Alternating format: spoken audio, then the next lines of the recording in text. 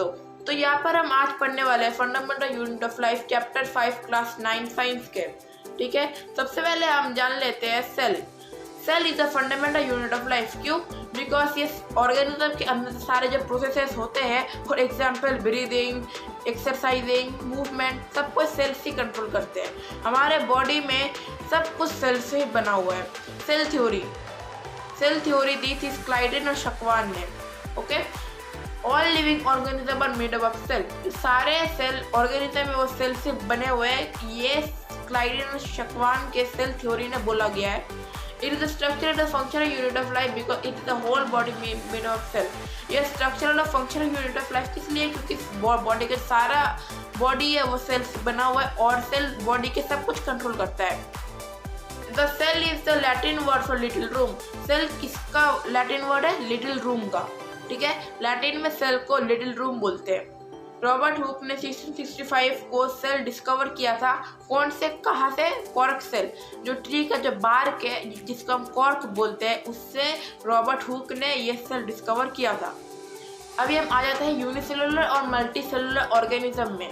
Unicellular organism सिर्फ एक ही cell से बने हुए होते हैं। इस एक सेल में इनका जो सारा जो फंक्शन है वो सब रहता है। फॉर एग्जांपल डाइजेशन, एक्सक्रिएशन, ये सब कुछ। एग्जांपल देख लेते हैं एमोइबा और पैरामीशियम और एग्यूला।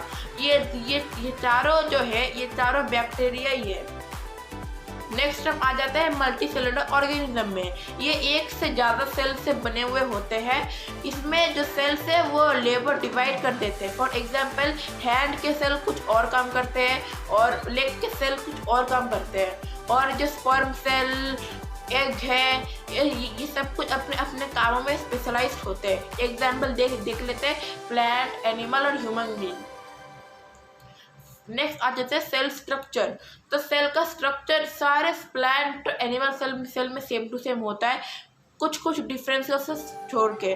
फॉर एग्जांपल प्लांट सेल में सेल वॉल रहता है, एनिमल सेल में सेंट्रियोल रहता है, जो प्लांट एनिमल सेल को अपने आप से डिफरेंस बनाती है।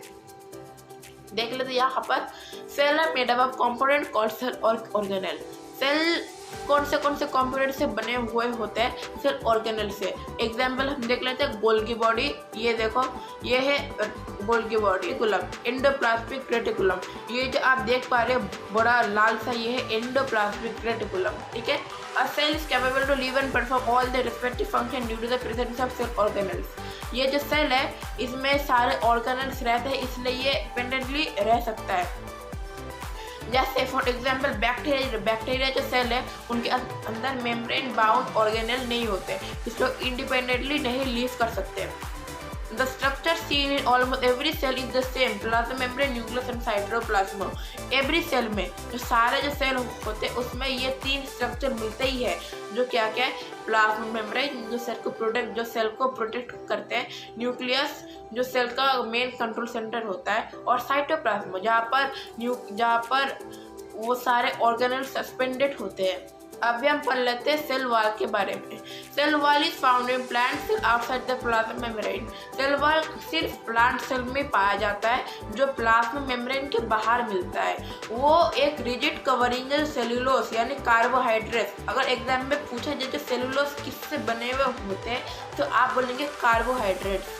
वो स्ट्रक्चरल सपोर्ट, वो प्लांट को स्ट्रक्चरल सपोर्ट पहुँचाते हैं। ओके, अब नेक्स्ट में आ जाते हैं। अभी नेक्स्ट है plasma membrane. Plasma membrane cell का आउटर कवरिंग होता है एनिमल सेल में। वो सिलेक्टिवली परमिएबल मेम्ब्रेन होता है क्योंकि वो कुछ मटेरियल को अंदर और बाहर जाने देता है और कुछ को नहीं देता। वो डिफ्यूजन और ओस्मोसिस भी करता है। डिफ्यूजन और ओस्मोसिस के बारे में हम पार्ट 2 में बोलेंगे। वो bilayer of lipid and protein, वो लिपिड और प्रोटीन से बना हुआ होता है। प्रोटीन राइबोसोम्स बनाते हैं और लिपिड बनाते हैं एसीआर यानी स्मूथ एंडोप्लाज्मिक रेटिकुलम। अभी हम साइटोप्लाज्मा में आ जाते हैं। साइटोप्लाज्मा में थिक सॉल्यूशन है। साइटोप्लाज्मा में कौन सा सॉल्यूशन है? थिक है, जो वाटर, सॉल्ट और प्रोटीन से बना हुआ है। अगर एग्जाम में पूछा जाए साइटोप्लाज्मा किससे बना हुआ है ना, झिझक कर लिखेंगे वाटर, सॉल्ट और प्रोटीन। वो सेल मेम्ब्रेन से सराउंड किया होता है और जो न्यूक्लियस है वो साइटोप्लाज्मा से सराउंड किया होता है। नेक्स्ट पढ़ते हैं न्यूक्लियस के बारे में। न्यूक्लियस एक स्मॉल राउंड और मेम्ब्रेन बाउंड स्ट्रक्चर है जो सेल के सेंटर के पास पाया जाता है। हालांकि प्लांट सेल में वो साइड में पाया जाता है। The fluid inside the nucleus is called nuclear plasma. Nucleus के अंदर जो फ्लूइड पाया जाता है उसको हम न्यूक्लियर प्लाज्मा बोलते हैं। कवरिंग, और ये न्यूक्लियस एक डबल लेयर मेम्ब्रेन से कवर किया होता है क्योंकि ये बहुत ज़्यादा इंपॉर्टेंट पार्ट है। वो सेलुलर एक्टिविटीज़ में सेंट्रल रोल का काम करते हैं। वो सेल के जो एक्टिविटीज़ होते हैं सबको कंट्रोल करते हैं। एक देख लेते हैं। Nucleus contain thread like structure called chromatic material. Nucleus के अंदर entangled mass of thread like structure, ठीक है, जिसको हम क्या बोलते हैं, क्रोमैटिक मटेरियल। जब सेल डिवाइड होता है तो वो क्रोमैटिक मटेरियल कंडेंस होकर क्रोमोसोम्स में तब्दील हो जाते हैं। हमारे ह्यूमन बॉडी में कुल 23 पेयर्स ऑफ क्रोमोसोम पाए जाते हैं। क्रोमोसोम इंसान के इनहेरिटेंस और उसका फीचर्स वो पेरेंट्स से बच्चों को देते हैं। किसके फॉर्म में? डीएनए के फॉर्म में और प्रोटीन मॉलिक्यूल्स। क्रोमोसोम किससे बने होते हैं? डीएनए और प्रोटीन से। डीएनए के जो फंक्शनल सेगमेंट्स होते हैं उसको हम जीन्स बोलते हैं।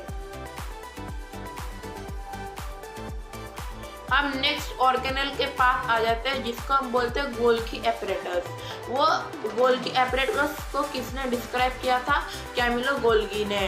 गोल्गी एपरेटस एक मेम्ब्रेन का सिस्टम है जो वेसिकल्स के रूप में पाया जाता है। उसका काम क्या क्या होता है? वो स्टोरेज, मॉडिफिकेशन और पैकेजिंग का काम करता है। वो कॉम्प्लेक्स शुगर से सिंपल शुगर बना सकता है। कौन? Golgi apparatus. वो लाइसोसोम्स को का फॉर्मेशन में भी हेल्प करता है।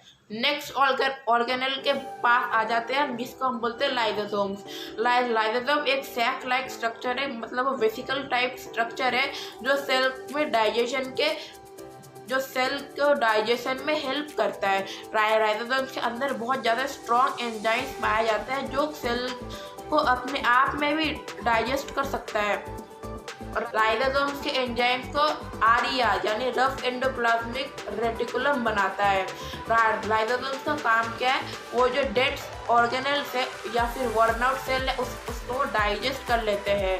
कभी कभी अगर सेल लाइसोसोम फट जाए तो लाइसोसोम अपने ही सेल को डिसॉल्व कर सकता है। लाइसोसोम सेल का वेस्ट डिस्पोजल सिस्टम है। फिर हम आ जाते हैं माइटोकॉन्ड्रिया के बारे में। माइटोकॉन्ड्रिया को powerhouse of the cell भी बोलते हैं। ये एग्जाम में बहुत ज़्यादा पूछा जाता है। ये एक डबल मेम्ब्रेन बाउंड ऑर्गेनेल है और इनके पास अपना खुद का डीएनए और राइबोसोम्स होता है, मतलब ये सेमी ऑटोनोमस ऑर्गेनेल है। ये सेल के अंदर एटीपी यानी एनर्जी करेंसी बनाते हैं।